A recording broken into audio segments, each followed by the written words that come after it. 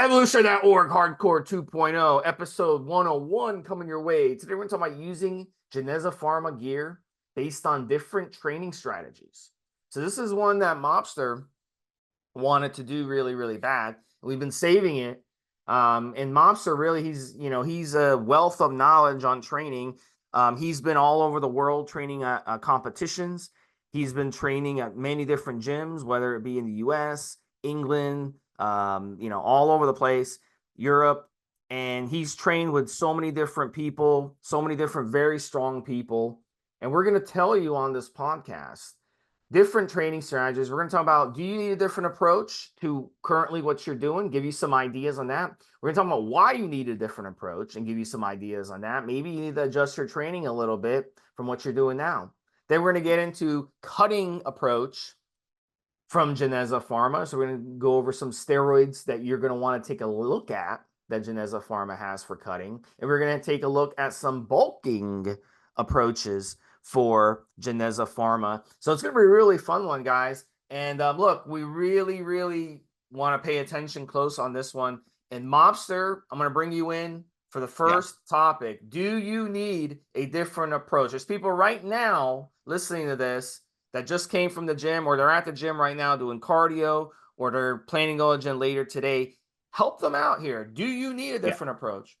So I'm going to take it from the two facets that we're dealing with today, Steve. It's a combination of the training, specific training for specific targets, for specific aims that you guys have in mind, and at the same time, specific PED use. So let me take the PED use at the beginning. There is some truth, there is some foundation to the idea that we could take what we would call a less than optimal approach. And this used to be the case when you had zero choice or very little choice in terms of your access to PEDs. So a good example of this would be, Steve, I want to get lean, but all I can get access to is debulk. Well, okay, so the training approach would obviously be that we want you to do more cardio. You might, for example, increase the volume. In terms of getting lean, I might say, for example, Steve, let's make your shoulders broader and your waist smaller, and so on and so forth. But at the same time, the obvious thing in terms of debulk is to go, is it the best PED that you can be using to get lean? No. Now, as I said, there's a great truth, inarguable, Steve, that if you have zero option, you've literally just got this one option, and testosterone of all forms, but let's call it in freight, just for the sake of argument, at 500 milligrams a week would be perfectly okay, reasonable to use on a bulking stack, on a strength stack, on a cutting stack, whatever, okay? But it's definitely not the best approach. And if it's not the best approach in that particular regards, what about the training approach as well? So we absolutely have to talk about the difference between doing what needs to be done, having what might be called an optimal approach in terms of nutrition, in terms of, for example, Steve, how many times have you and I disregarded the whole if it fits your macros when it comes to nutrition? And I've used the example many, many times of saying Dexter Jackson, the Mr. Olympia for 2008, said, listen, motherfuckers, or worse to that effect. Not being quite said it like that. But listen, motherfuckers, if I am called the Blade and if I am known for my condition and I still have to eat clean in order to become Mr. Olympia, I still have to eat clean to win all these pro shows and be very highly ranked in all these pro shows. What makes you think that you, the normal guy that goes to the gym and likes to work out, can use the if it fits your macros approach and get into the best possible shape? Now, there's always going to be an argument between people that don't train and maybe tidying up their diet and people that do train and tidying up their diet versus people that meal prep, people that train optimally, people that eat perfectly well, people that get plenty of rest, and so on and so forth. So we have to understand that these approaches can be generalized and you will get some good results versus the optimal approach right across the board. And an easy example that Stevesmi and I have used a few times, Stevesmi quotes particular American football player. I've used some of the strength athletes that I've trained with as an example. And I said, if you've got these best athletes in the world and they will eat clean because they fucking have to, they will have prep coaches because they fucking have to, They will train with great. I mean, Hafthor Bjornsson, Steve, has an Australian strength coach, and when you look at the strength coach, he's like normal height, a little bit of muscle, but not the giant by any stretch of the imagination. And there's Hafthor, 6'8" tall, and weighing probably around the 200 kilogram mark right now, all over again as from where he used to be. And other strength athletes that are the same. They will talk to other top athletes. They will talk to other top nutritionists and so on and so forth. Because in reality, regardless of the simple fact that they have these amazing genetics for height, for muscle, for strength, or in bodybuilding for thin skin and digestion, and the way that they respond to PEDs, they still talk to experts. They still want to get the best advice. And they've got the best fucking genetics on the planet, Steve. So we have to take some lessons. We have to understand that in terms of the perfect approach, the most optimal approach is not necessarily what we're doing right now. I will hold up my own hands right now, Steve, and say that people can look at my log on the forum and argue that I'm in the top 5% when it comes to out and out strength, right across the board. Certain things I do, and certainly certain things I've done in the past, have been world fucking class. Could my nutrition be better? Yes. Could I could buy meal prep food, Steve, and I've actually got a few portions of that here right now. Could I eat more meal prep type food all the time and get better results, be stronger? Yes. Could I do more stretching and so on and so forth? It's that optimal approach. So I do perfectly well, decent, actually outstanding in some examples, with a less than stellar approach, but my approach could be better. So part of this topic for the day, in terms of training, nutrition, and specifically your PED use to achieve those aims, and particular ones that we've talked about that we'll cover shortly, needs to be optimal. It needs to be, so the argument must become, if we go, do you need a different approach? Yes. You can do okay with a straightforward, simple, kind of restricted kind of approach, but you'll do so much better. Talk about, for example, Steve, when it comes to nutrition, the whole if it fits your macros thing that we've discussed in the past, and the difference between doing that and having a much better, I think you discussed it yesterday, organic, locally sourced food approach and the results that a person will get. It seems like 10, 15 years ago, you had a big growth out there in the bodybuilding industry and the fitness industry with if it fits your macros. And a lot of people came up with the theory that I could just eat just get my macros in for the day, get my calories in for the day. And that's what I need to shoot for. And everything else will fall into place. But what started happening is, these guys started to follow this and they notice, that they just felt like shit. Their energy was dropping. Their sleep was getting worse. Their gut was having problems. They were dealing with heartburn and gastritis, and they were getting ulcers, and they were getting all these issues popping up from this type of diet. So you got to remember, guys, it's not just about how much calories I get, how much macros I get, whatever, but also it's about the quality of food, because what happens when you eat food, it goes into your body and it does damage. And everything you eat, you got to think of it this way. Everything you put in your body does damage in the body every time you eat something. Yeah, that's how it is in America, because we have such an excessive amount of food. So what you got to do is it's not about what you're eating, it's about what you don't eat. So you got to avoid these additives. I'll give you an example, artificial sweeteners. We had a big debate on this 10, 15 years ago. And there was a bunch of people, these are people who are hooked on diet soda, and then they're like, look, if I drink a can of diet soda with 0 calories, is there a problem? There's no problem. It's 0 calories. What's the difference between me drinking a diet soda and me drinking water? They both have 0 calories, so it shouldn't make a difference. Well, first off, the food companies, there's loopholes. That diet soda with 0 calories doesn't necessarily have 0 calories. It usually, there's the loopholes where if the calories are that low, let's say it has 5 calories, okay? They can literally put 0 calories and get away with it. So there's little loopholes in the laws, but that's besides the point. The point is the other things that are in those diet sodas, the artificial sweeteners. We know 2 things about artificial sweeteners that cannot be denied. Number 1, they screw up your gut health. And if you don't have good gut health, you're going to have problems. It's going to affect your sleep, and it will catch up to you as you get older. You're going to wake up in the middle of the night with heartburn. You're going to wake up in the middle of the night with gastritis and gas and bloating. Your stomach is going to be distended. So damaging your gut, that you have gut lining that you cannot see, okay, because it's inside your body, okay. So what ends up happening is when you start having these problems like ulcers and leaky gut and IBS, and you start developing inflammatory issues like Crohn's disease and all these types of things, it will catch up to you as you get older.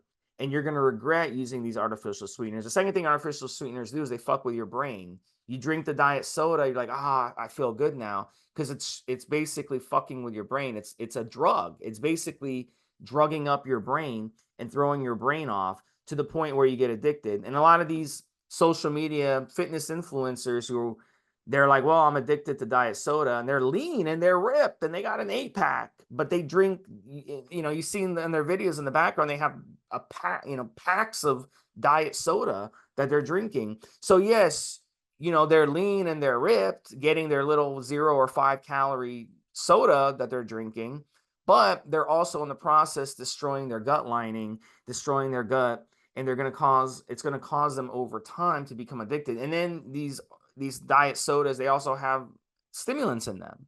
And then when you consume stimulants, that also fucks with your sleep, that also fucks with your brain, that fucks with your central nervous system and your adrenal glands and all this stuff. So over time, you're going to need more and more and more of of those drinks to satisfy your brain. It's an addiction. It's no different than a sex addiction, a porn addiction, a cocaine addiction, a heroin addiction, a nicotine addiction. It becomes an addiction. So you really just want to stick to what animals on earth drink.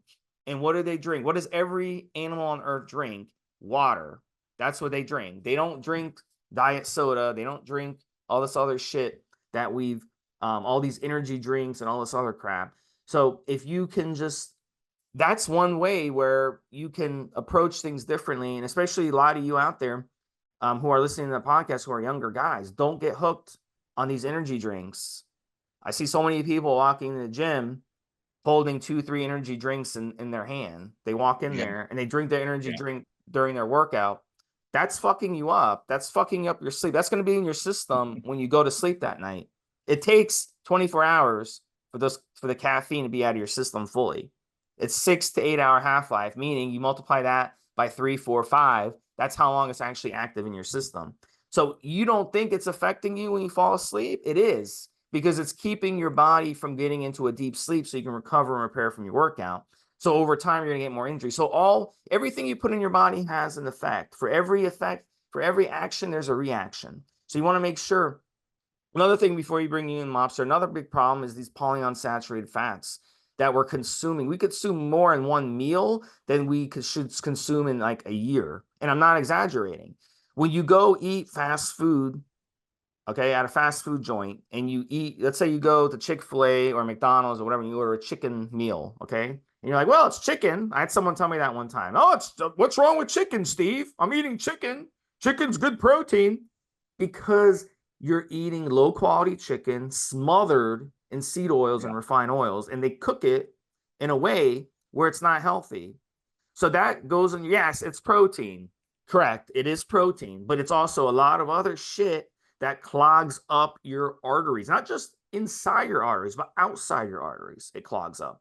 And your body has to fight that and get rid of it. And what happens is you build up so much of it that your body can't fix it. So what ends up happening, you get into your 40s and your 50s. On top of that, now you're using steroids. What do you think is going to happen? You're going to end up getting a heart attack because that artery is going to be clogged, and that artery is going to basically, what happens with polyunsaturated fats, actually, they don't necessarily clog your arteries. They actually clog the outside. They actually bind to the outside of your arteries. So what ends up happening is once it builds up so much, it ends up breaking that artery, and that's where you end up getting a heart attack. So that's why we see a lot of people in America in their 40s, in their 50s, getting heart attacks, and we never saw that in our history. We never saw people in their 30s, 40s, and 50s getting heart attacks. We see people in 30s, 40s, 50s with other health problems. Modern medicine, which has solved, you get an infection, for example, you end up dying. 200 years ago, if you got an infection before antibiotics were around, you ended up probably dying from that, right? But now we're not seeing that people dying. We're seeing people dying from heart attacks, and there's no excuse for it. So what you put into your, so as Mobster said, if it fits your macros, if you go and you want to eat That's fat, just one example, Steve. yeah. People were being told what they wanted to hear. People were being rewarded by being able to eat the crappy food that they were doing before. And I trained, therefore I'm going to get good results, even to a lesser degree. And you still see this, whether it's social media or magazines, books, as it used to be. The idea that you can get in shape in 6 weeks, yeah, but you'd have to really, really fucking suffer. It would be like literally a 24-hour day job for 6 weeks. You'd have been far better off giving yourself 12 weeks. But that doesn't sell, Steve. The idea of that doesn't sell. So let me give you an example of a kind of messed up approach and how the better approach is going to be the one that works. And it's just going to be that much harder. But as an example, okay, you will never ever see an Olympic weightlifter or a great powerlifting bench presser or a classic of any kind, open included, bodybuilder who only built up their shoulders for strength or power or sheer size with just lateral raises. And I mean just lateral raises, not posterior, not anterior, no overhead pressing, no upright rows, nothing, just lateral raises. And yet, back in the day, we would see guys with these tiny little dumbbells, women as well, flapping their arms like fucking pigeons trying to take off with these like 3 pound dumbbells. And if I pump enough, if I do 100 reps, that's the same as me doing 10 reps with a 30-pound dumbbell. And my shoulders are going to blow the fuck up. Meanwhile, the absolute freak with the best genetics in the gym would have done some pressing, at least at some portion of their career, as they built up to the sheer freaky size that they become, dieted down, and would then look for weaknesses in their physique, which might, for example, require more lateral work, more posterior work, and so on and so forth. Oh, and now he's doing lateral raises. Look how big his shoulders are. Yes, but he presses 200 pounds. Strength athletes. You're never going to see a world-class strength athlete, as we just had this weekend, Steve, the world record on the log, 231 kilograms. I think it's 509-pound log press. That motherfucker presses a lot of weight on the bars, on the logs, on the various different setups, all the different things you can think of, but it's all overhead pressing. The only lateral work, dumbbell type raising work that he might do is for shoulder health. In order to get really, really powerful overhead, he pressed a lot of weight overhead a great many times, right? So you have to take the right approach. And the right approach sometimes is hard. The right approach sometimes is difficult. If, for example, Steve, I suddenly woke up tomorrow and I said, you know what, fuck this strength shit. I finally decided as I'm 60 years of age, I'm going to be a bodybuilder. I'm going to compete at least once. I'm going to get tanned the fuck up. I'm going to get on stage. I'm going to start posing and I'm going to see how the fuck I get on. I would have to diet like a bitch. I would have to increase my cardio by some kind of factor, probably 1 or 2 times at least. I would have to do stuff for my heart health just for the sheer size I'm there, just to get down to something like, I don't know, 250, 260, 270 pounds to even be considered to look like a bodybuilder. I would have to optimize certain elements of my training. And I would absolutely have to do that, Steve. I was zero way around it. I could not continue to train the way that I train and do the level of cardio, step type work, etc. that I do right now and think that I'd have any chance whatsoever of stepping on stage in the kind of condition that would be required for me to get a look from the judges, never mind place and win a trophy or a medal or whatever. I would absolutely have to change the way that I train, the way that I eat, the cardio that I do, and so on and so forth. And there's an element of, I think, sometimes about taking the wrong approach to try and get to certain particular places, whether that's the wrong approach to strength, the wrong approach to bodybuilding, the wrong approach to Steve's done this, the triathlons and so on and so forth. I will not get to run a triathlon unless God has personally touched me with his finger and give me some magical power if I just run around the local park. I'm going to have to do a shitload of other things in order to get in shape for those kind of things. And especially, that would be just to finish a triathlon, Steve. Never mind actually be noticed as a good triathlete, and so on and so forth. The same thing applies when we come away from the training, when we come away from nutrition. The same thing applies to PED use. Yes, as I said at the beginning, there's an element of being able to do something. We know that the science supports the idea that, especially if you've never trained, but also if you've never used PEDs, that untrained, prior to that point, users of PEDs, specifically anabolic steroids, have had anabolic steroids at a low level administered to them, and they gain 2 to 3 pounds of muscle. And that was just a stimulus on their body. Prior, obviously, they might have been slightly overtrained in whatever the fuck they were doing outside of the test environment, the experiment, the study. And so therefore, there was a little bit of muscle to be gained anyway. They might have been running around too much at work. They might have been jogging, but they weren't hitting the gym. The ones that hit the gym naturally gained more muscle. I believe it was between 4 and 6 pounds. And again, this is in first-time users of low-dose PEDs. So we know, for example, if they trained for strength in that study, or they trained for muscle building, or whatever else, they'd have had some kind of response. But most of our listeners are not first-time users. I would actually argue that probably 20 or 30% of our audience is first-time users listening to this stuff. But again, if you're listening to this particular podcast, you're listening because you want to take an optimal approach. So therefore, you guys, could I be taking a better approach, the combination of the right kind of training to get the right kind of results that I want, and using the right PEDs? So I think we could argue quite properly that you would get something, and therefore, do you need a different approach? The argument is yes, still, because we don't want 2 or 3 pounds of muscle. We want 5 or 6 pounds of muscle. We don't want a 100-pound bench press. We want a 200 or a 300-pound bench press. We don't want to be that guy that trains for strength but gets okay. We want to be that guy that people go, he's actually a strong man. Look how much weight he's lifting. Whether it's a triathlete, whether it's running, canoeing, jiu-jitsu, whatever else. I mean, an obvious example again, Steve, is that you can, but it's incredibly difficult, get to very, very high levels in, for example, the tech business without necessarily having a degree or a master's. But I would argue that the great and vast majority of people that are in that industry have a degree or a master's.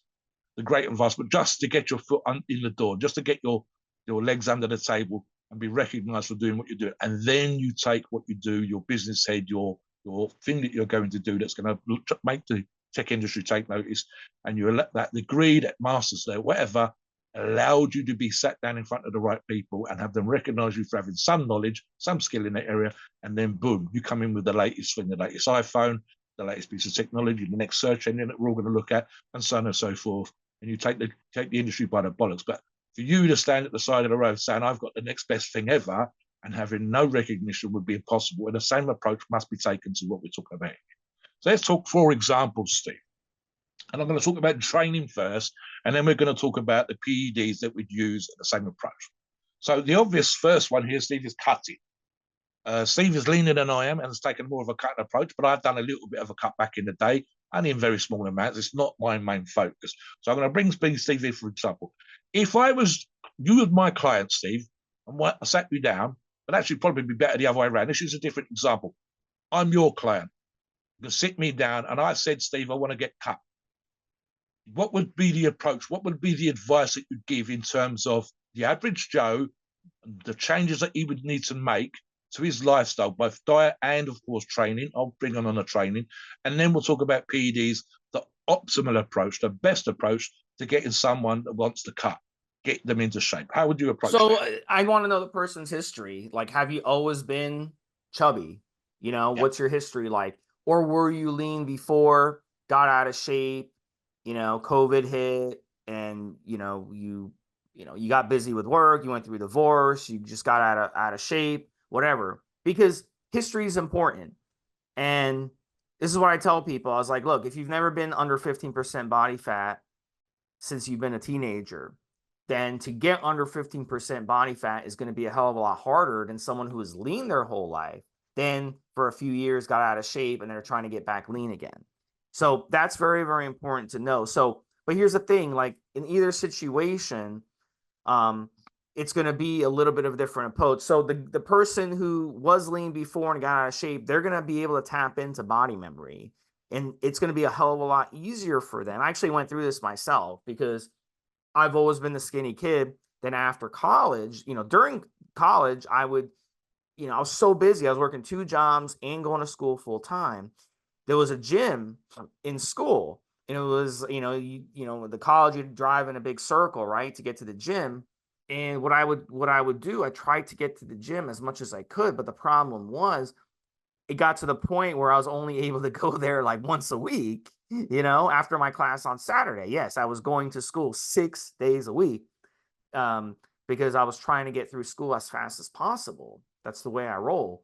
So it got to the point I was only going once a week, and then it got to the point where I wasn't going at all. You know how it goes. So you're going 5-6 times a week throughout, as a teenager, and then you go 4 times a week. Then you start getting busy. You're only going 2-3 times a week. Then you're going once a week, and then you're not going at all. So I remember that transition very, very well.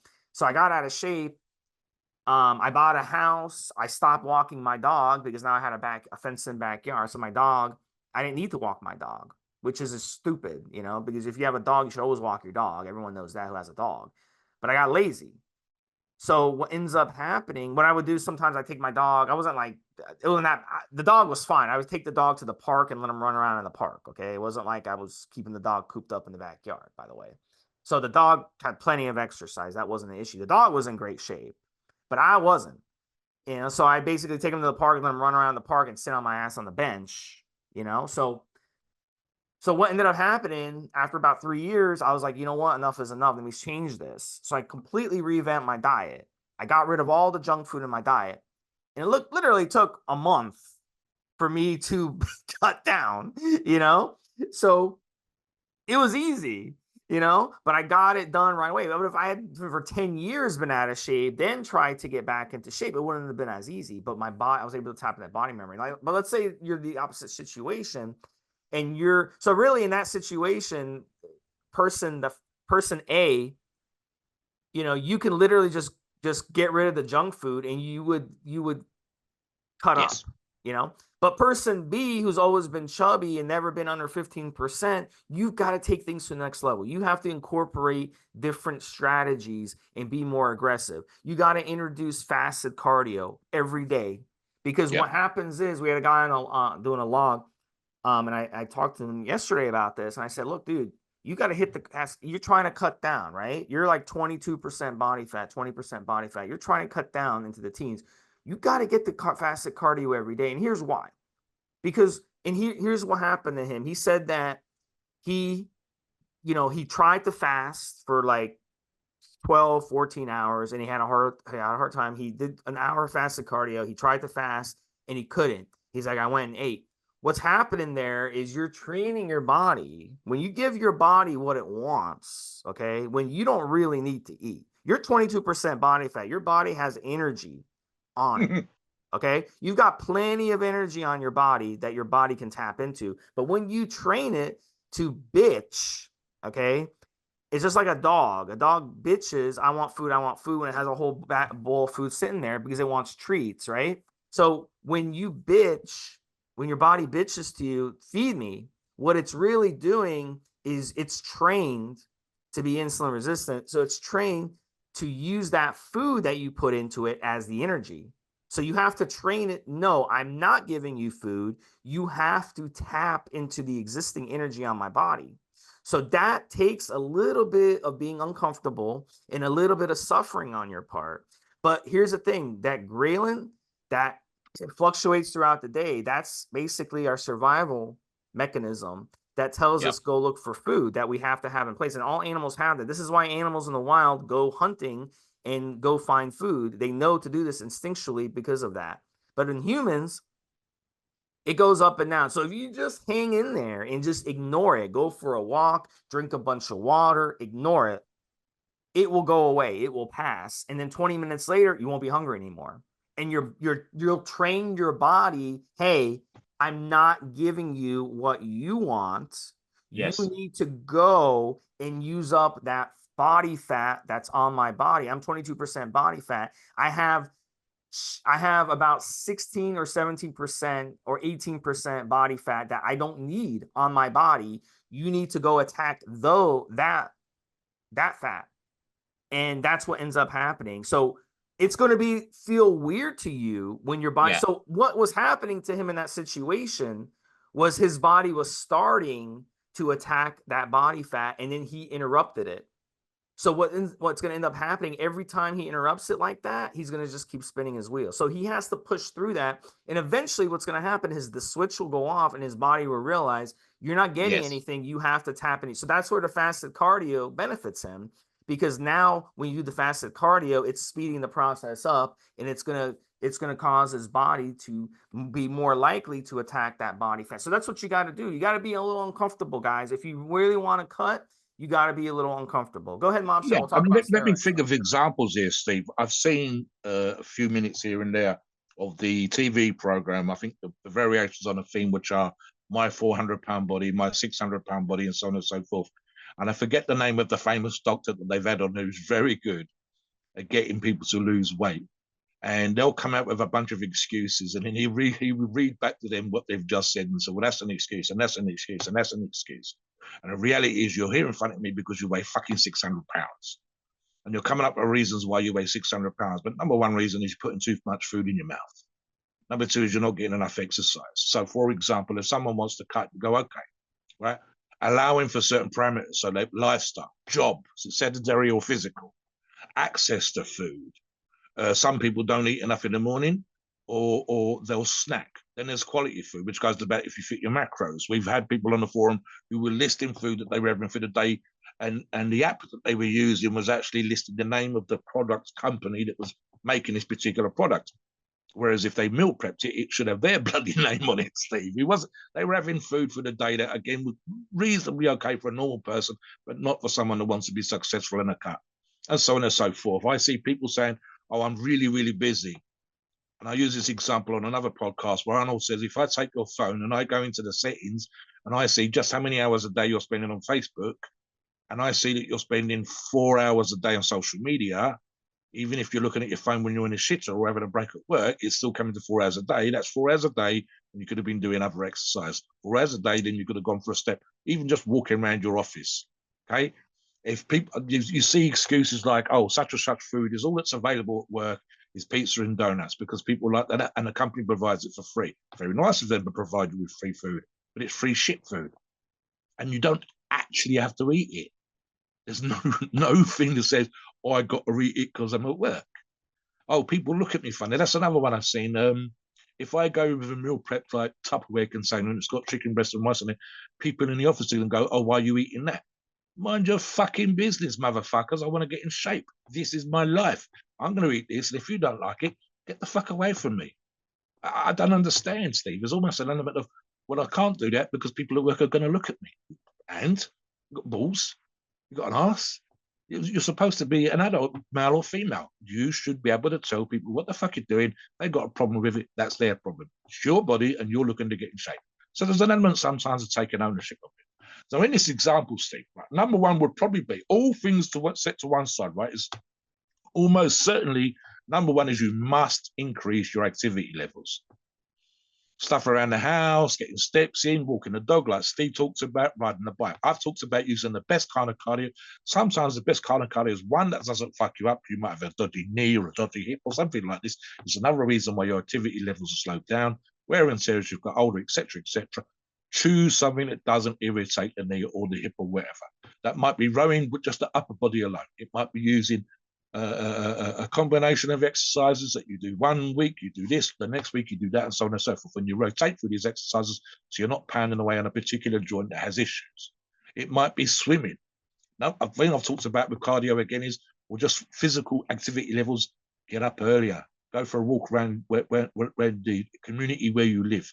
Do it at 6 o'clock in the morning where people are doing their first walk of their dogs, and then go on your commute to work, your job, and school, and whatever else it is needs.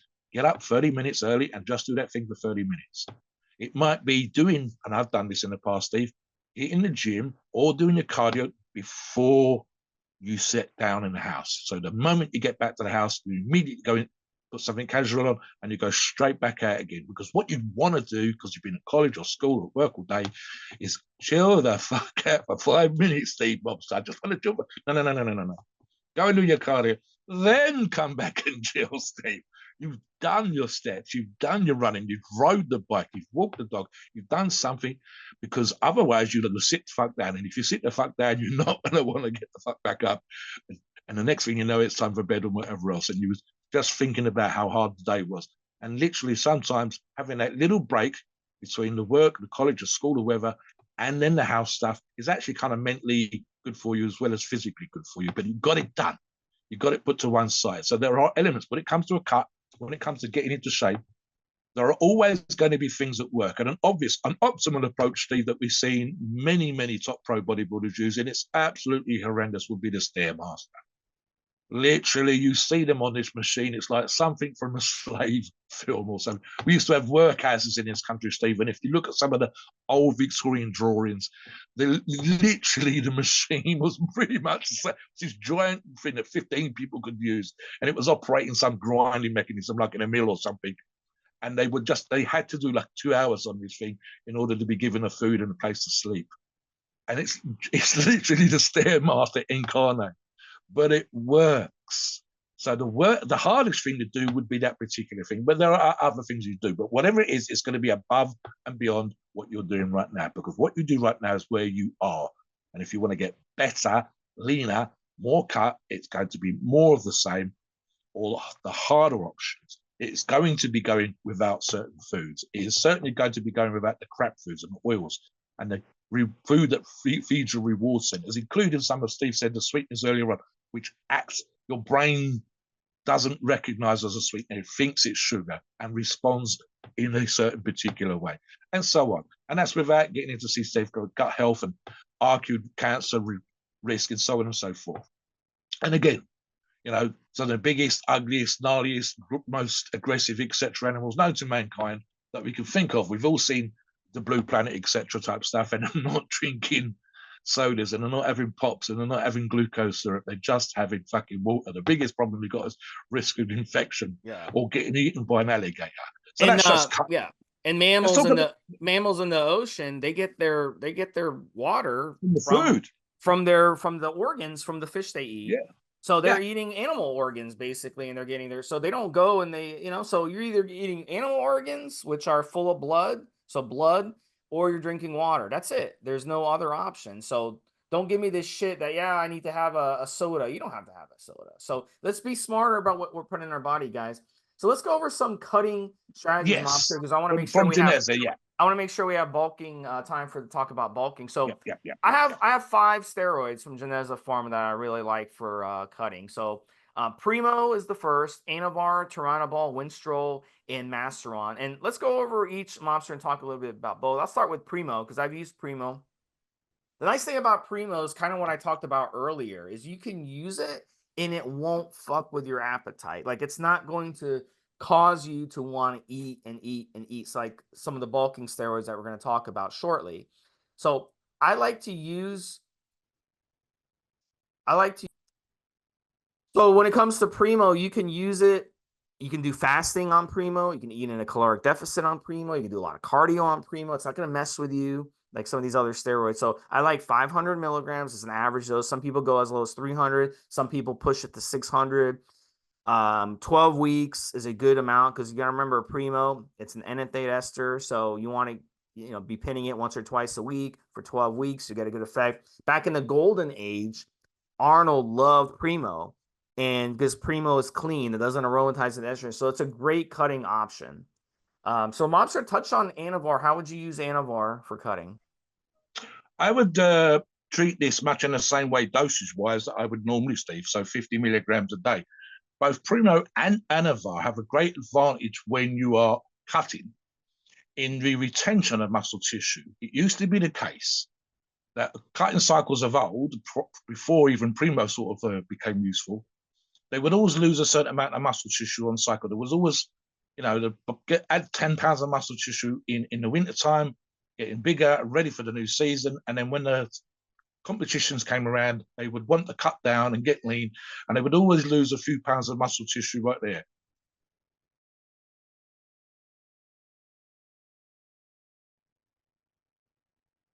Yeah, so people would always lose muscle on cycle. And both Primo Bowling, especially when we've done a particular podcast about this, was used in Arnold's era to retain muscle tissue, to retain that mass that you gained in your season, the good stuff, and at the same time allow you to cut fat away.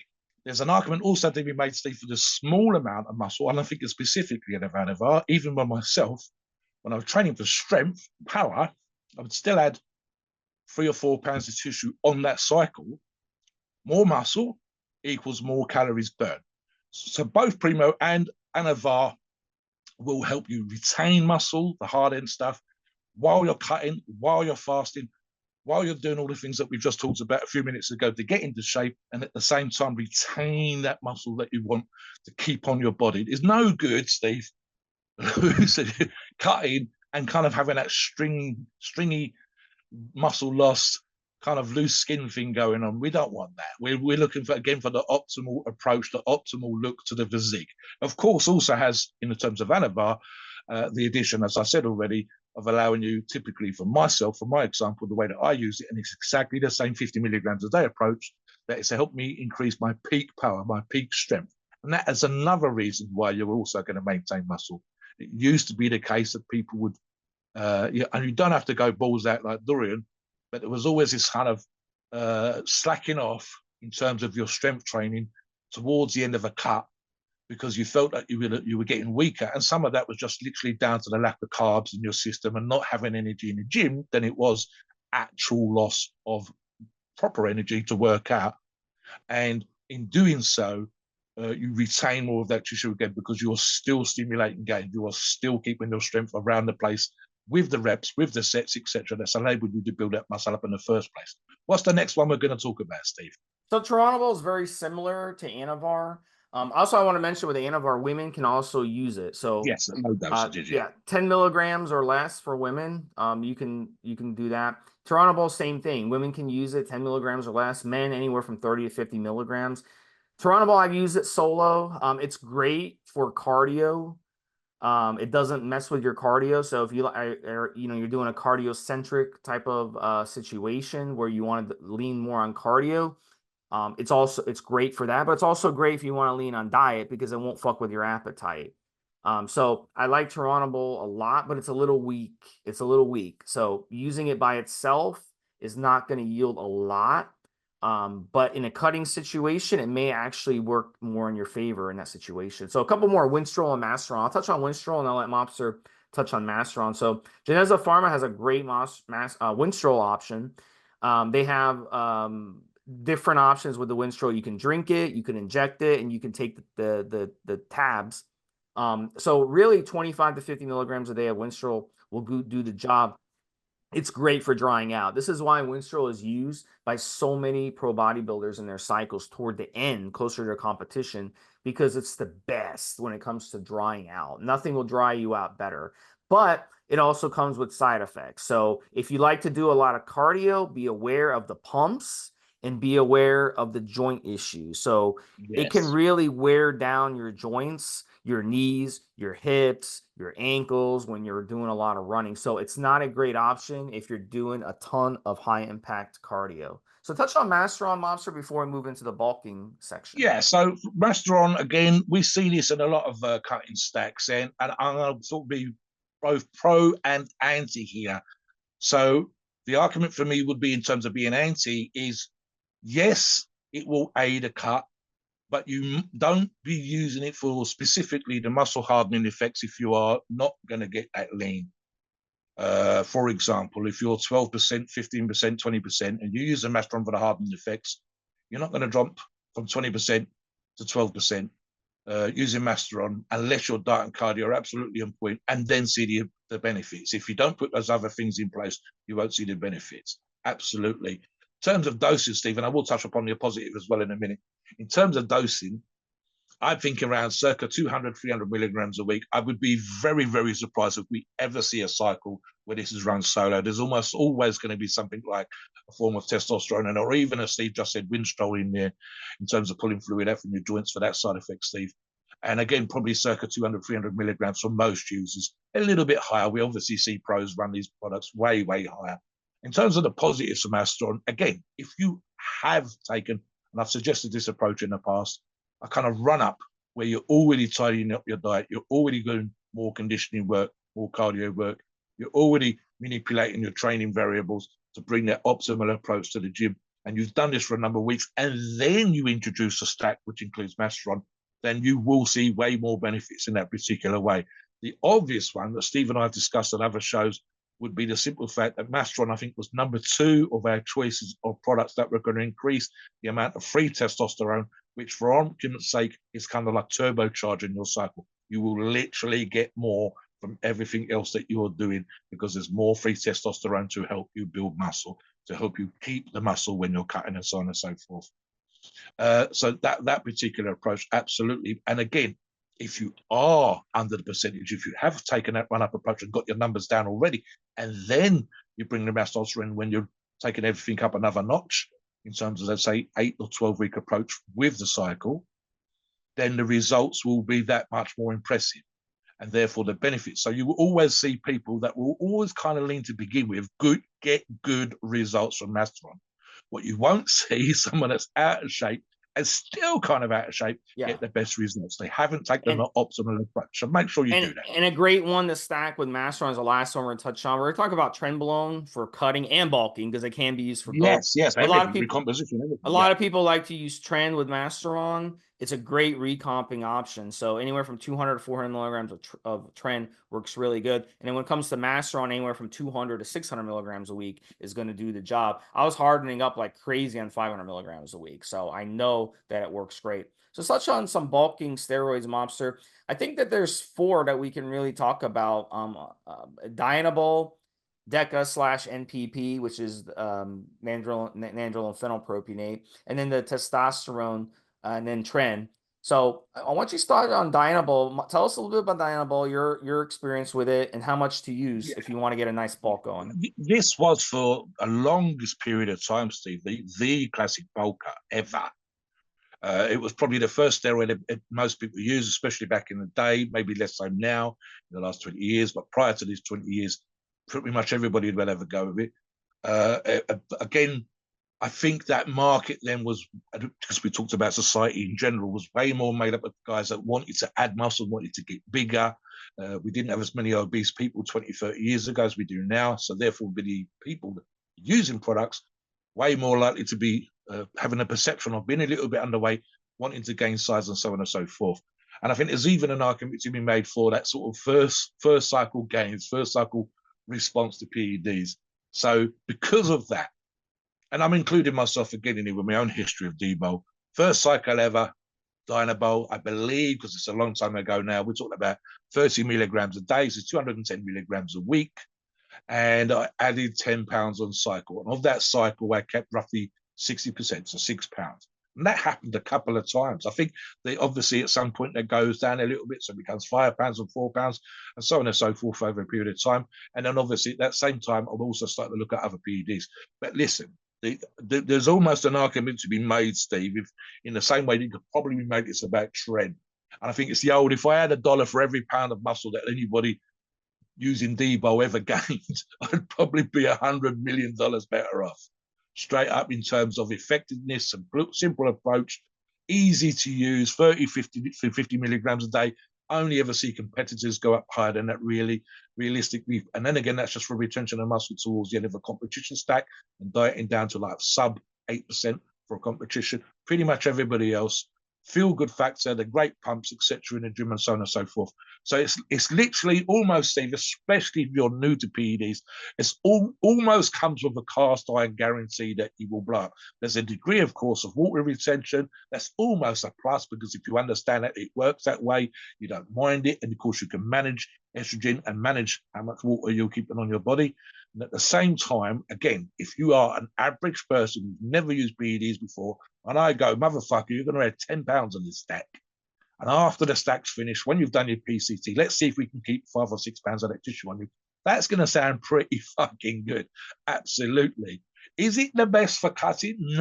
No. You would have to be even stricter with your diet, stricter with your cardio, stricter with your fasting. But for bulking and to a lesser degree for power and enabling you to move more weight around and build more muscle tissue, I think there's nothing that can be taken away from Dianabol. Talk about that briefly, Steve, before we move to the next one. Yeah, and I want to, Dianabol was the first steroid I used, and it definitely works fast because that's such a short half-life. So literally within a few days, you'll notice the changes. It will blow you up fast, and it will give you a lot of strength increase. And another one, too, that I forgot to mention, Anadrol. And Anadrol works a little different than Dianabol, but it's still one that there's a reason they call it A-bombs. And 50 milligrams a day of Anadrol will blow you up. 5 weeks of it. And then with Dianabol, the dosing that I would do with Dianabol is 20 to 40 milligrams a day, somewhere in there. But I've always liked Dianabol at around 20 milligrams a day, especially if you're stacking it. So look, if you can't gain on Dianabol or Anadrol, then something is wrong. Because Yeah. Geneza Pharma puts out great orals, and I haven't had, Yes. Yes. even if you don't know what you're doing, you'll still bulk on both of these. Just put in, eat and fucking go to the gym and work out, and you'll grow. So talk about DECA and NPP a little bit, Mobster. How much would you tell us a little bit about it, and how much would you use? Regular listeners to this show will know that I'm a huge fan of bulking up from time to time, including my absolute all-time biggest size on Sustanon and DECA. Sustanon, of course, is a combination of different testosterone esters, and DECA is the one that also, I think Steve uses this analogy from time to time. People of a certain age, my age, certainly 40 plus, with wear and tear, get a certain lubrication, shall we say, from DECA in terms of their joints. It doesn't really heal the joints. That needs to be thrown away. NPP, of course, is a shorter, quicker acting version of DECA, shorter esters, in the system quicker, out of the system quicker, which may well be what certain people like. And also useful, again, if you do suffer from the really quite rare, really DECA and certain issues that come with using DECA. So NPP might be preferable in that instance as well. And again, people have personal preferences. But for example, especially me combining, and I've talked about this before, the biggest I've ever been in my fucking life was last October, and that was following a 4-week cut straight into a 4-week bulk, and I blew up from the bottom end of the cut was 320, and the top end of the bulk was the biggest weight I've ever weighed in my life, with 336 pounds. So for me, that combination of DECA, in this case from Geneza, and Sustanon for me was the bulkers of all time in terms of just sheer mass and size, weights being moved in the gym or whatever else. But I think some of my weights were right up there in and around that time, Steve. And certain numbers were again creeping into that 1% and 2% kind of elite level type stuff. There's other things I'm doing now since, but there was certainly a bunch of those around that time as well. So for me, it was absolutely fucking monstrous. In terms of dosaging, DECA again for me, Steve, I don't do crazy amounts. I'm doing a Sustanon and DECA thing right now. Nothing's crazy high. And I'm doing the equivalent of 350 milligrams. Sorry, actually, I'll tell you, 250 milligrams each, but I'm doing it every 5 days. That averages out with the two things combined together to around 700-ish, maybe a little bit more milligrams total per week. So that would be 350 milligrams of each per week, averaged out over the 7 or so days. And that's fairly straightforward, Steve. I don't think there's too much. You can't really mess that up. In terms of actual amounts that other people are using, rare to see, but again, possibly pushing it out towards, and this is how it comes down, I think, more arguable how many times a week they're pinning, and roughly every 4 or 5 days seems to be useful for most people. So the numbers, if you push it out towards the 500 milligram mark, you'd be looking around 1,000, maybe 1,200 milligrams total again over the 7-day period. But for most people, the sub 1,000, 700 to 1,000 milligrams is absolutely perfect, especially for a user that's done a few cycles as well. What would you dose DECA, and what would you dose DECA Yeah, with, I've Steve? always done it. I've always done it 300 to 400 milligrams. I haven't noticed a difference between those dosing. So DECA is a slow builder, and it's going to, help you get keepable gains over time. So it's a really, really good one.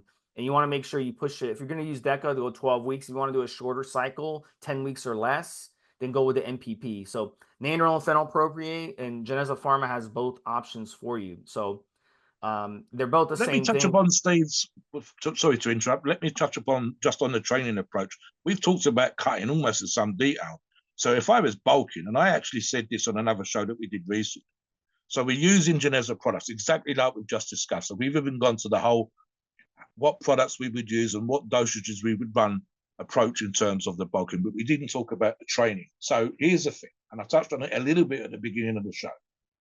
You're not going to build the biggest amount of muscle that you've ever had on your body doing the real small isolation exercises. Every exercise, every combination thereof has its place in what we do. Okay. So for example, and let me just do the cardio bit up front. If you run regularly, if you bike regularly, if you do, like Steve's done in the past, triathlons, but you're now in a bulk, I'd actually get you to cut that shit back. I might look at your physical activity levels. Are you working like a motherfucker in some sort of iron foundry, steelworks or something like that, and absolutely destroying yourself, and you're still eating 12,000 calories a day? Well, can we bulk you when you're on holiday? Can we get you into the office for a few weeks? Can we get you, even worst case scenario, to change your job and do something else you've got the skill set for, because you're never going to grow burning 12,000 calories working in a steel foundry, working in a steelworks. So definitely, in terms of the training, Steve, I want you to do the big compounds. I want you to do the big heavy exercises. It's always going to be the heavy rows, the heavy presses, the heavy benching, the heavy squatting, deadlifting, whether it's in a rack or from the floor. The bigger the exercise, the more muscle stimulated, the better. You can do a small amount of isolation, but you're doing a bulkiest thing. Testosterone and tren in terms of these things as well. Listen, Steve mentioned a little bit. I passed a comment when we talked about tren. Tren is almost like a be all and end all when it comes to both cutting, bulking, recomposition, you name it. And it has its own particular segment of fans in the industry, in PED users, who will specifically talk about tren being God, tren is this, tren is that, tren is gold, and so on and so forth, Steve. So look at it. I look at it, for example, Geneza options again. They've got an acetate, which is 100 milligrams, which is, of course, the short version. And they've got the enanthate, which I'd imagine, Steve, would be the far more popular version. And that's 200 milligrams per mil.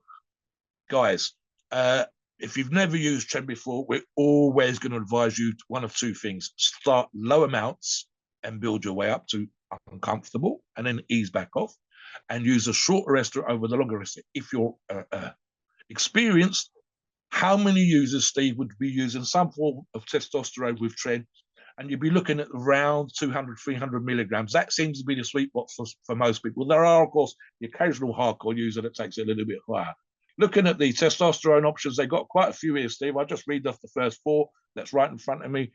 They do a GP test SIP, 250 milligrams, a test enanthate, 250 milligrams, a test prop, 100 milligrams, and a test suspension, 100 milligrams. I'd imagine number one and number two is going to be the stipulate and the enanthate in terms of sheer number of users. And if I was doing a bulk or even a recomposition, let's say with tren, for example, and I said, as I said already, circa 200 to 300 milligrams of tren per week, I would probably, in this example, Steve, maybe looking anywhere between 300 and 500 milligrams of the test enanthate. Now, personally, I don't get on with enanthate, but I do, ironically, with SIP, and it's only a difference in the ester, but for whatever reason, that's how my body's responded in the past. But I'd imagine, Steve, here, and again, the majority of users, 300 to 500 milligrams of test enanthate with the tren, if you don't mind using tren. And again, the slightly longer acting version there, that's going to take you somewhere between 600 and 800 milligrams total per week. We see a number of people on the forums using cycles that are very, very similar to that. I know for a fact, and I was using something that had tren ace in it, that in terms of recomposition, it was fucking amazing. Didn't like how I felt on it, but definitely did what it said and it did. Definitely worked for me. Talk a little bit about those two, Steve, before we talk about Geneza themselves. Yeah, and testosterone, it's a great bulker. It increases the appetite. Most of you, 80, 90% of you, when you use testosterone, it should increase your appetite. If it doesn't, it means, maybe you could be a little different. Everybody's a little different. Some people are unique, but also could mean maybe you're sick, maybe you're not in good shape.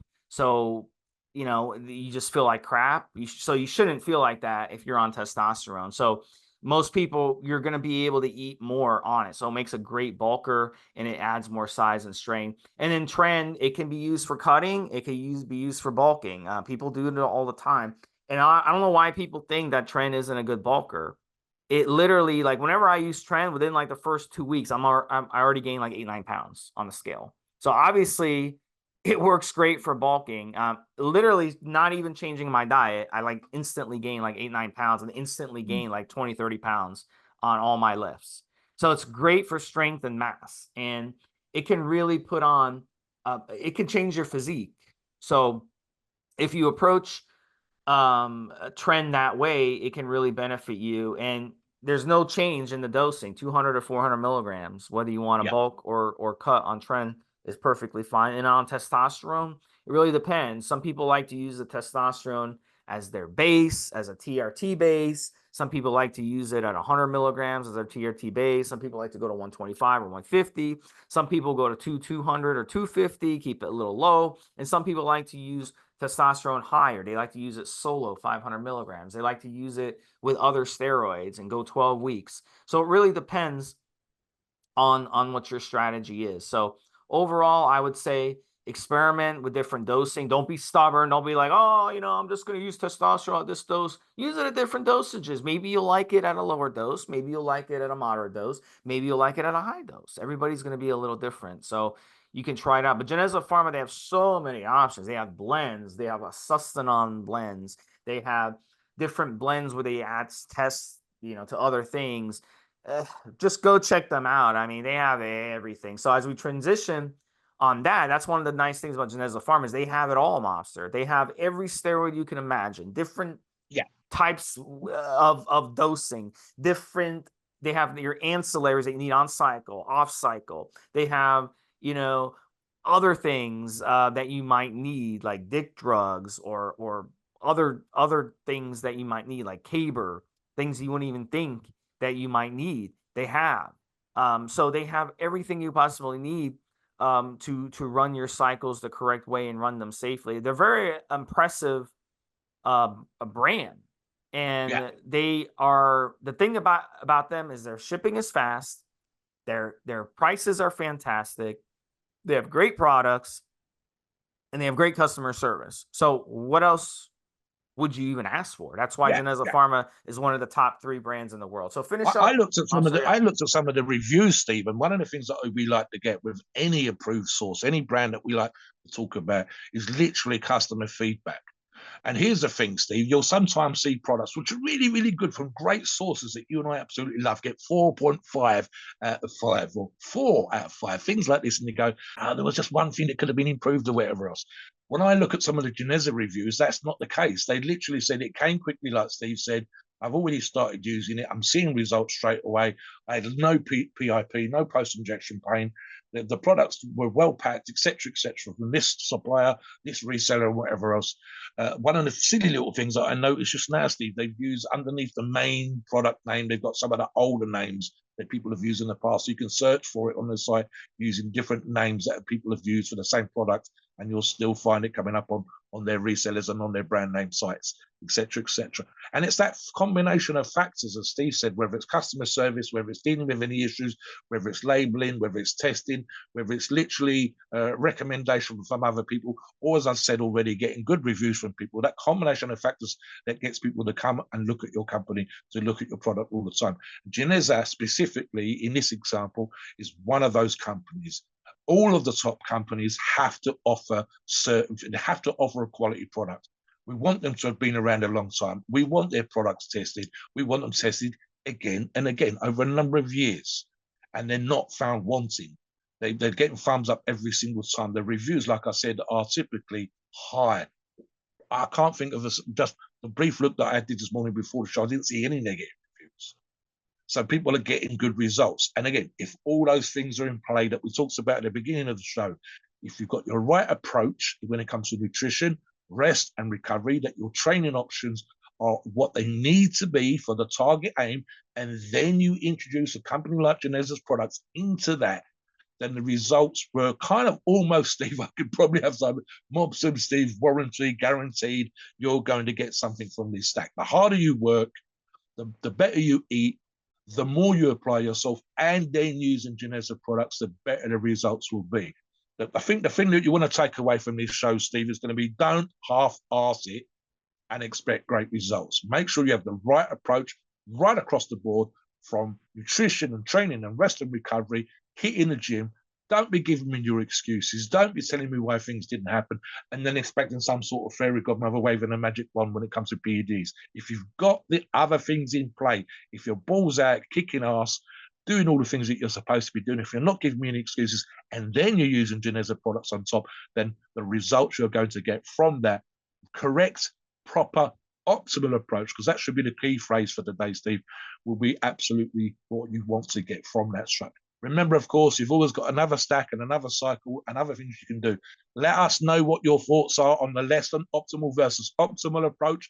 What's your experience of using Geneza type products from Geneza right across the board, whether it's bulking or cutting, whether it's power, whatever. Let us know what your thoughts on that particular subject are.